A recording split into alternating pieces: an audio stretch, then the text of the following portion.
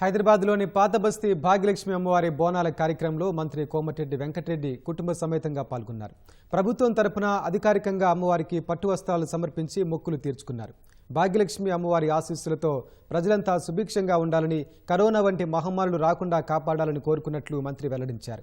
అఖిలపక్ష నిర్ణయానికి అనుగుణంగా కొత్త ఉస్మానియా ఆసుపత్రి నిర్మిస్తామని, పాతబస్తీ స్థితిగతులను మార్చేందుకు మెట్రోను విస్తరిస్తున్నామని ఈ సందర్భంగా కోమటిరెడ్డి చెప్పారు.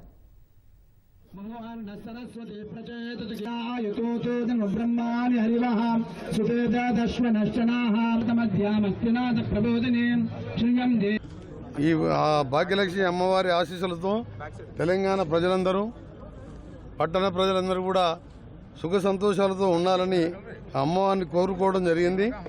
అమ్మవారి ఆశీర్వాదం నుంచి పోయిన సంవత్సరం వర్షాలు లేక ఎంతో మంది తెలంగాణలో రైతులు ఇబ్బందులు పడ్డారు. అలాంటివి లేకుండా ఈసారి ఇప్పటికే వర్షాలు మంచిగా అనుకున్నట్టు రైతులు సంతోషంగా ఉన్నారు.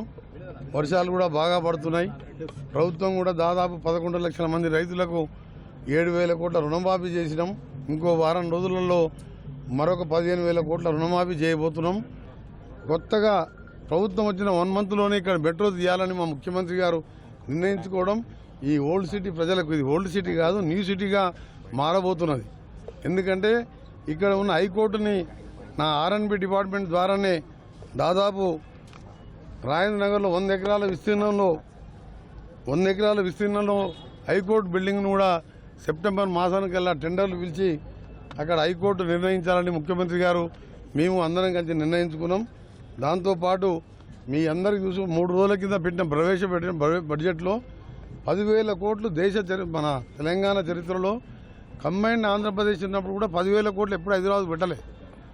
10,000 కోట్లు హైదరాబాద్కే కేటాయించడం, దాదాపు 10,000 కోట్లతో మెట్రో పూర్తి చేయడం, మూసీని 30 నుంచి 40,000 కోట్లతోని ఒక తైపీ నదిలాగా, ఒక సబర్మతి నదిలాగా ఎక్కడైనా చుట్టుపక్కల పోయే ప్రజలకు, ఆ నివసించే పేద ప్రజలకు ఎన్నో రోగాలతో ఇబ్బంది పడుతున్నాం.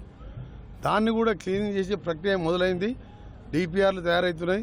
అది 40,000 కోట్లైనా 50,000 కోట్లైనా మా ముఖ్యమంత్రి గారి కళ అది.